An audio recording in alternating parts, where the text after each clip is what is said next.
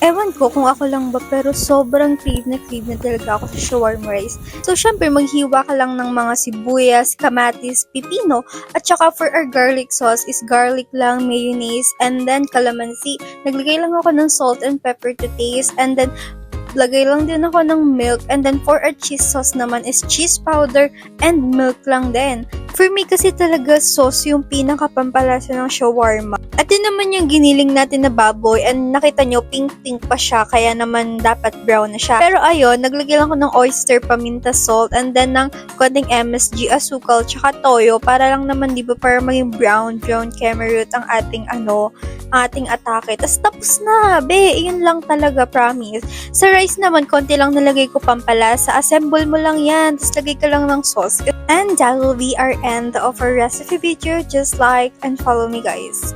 Kung ayaw nyo, wag. Duh.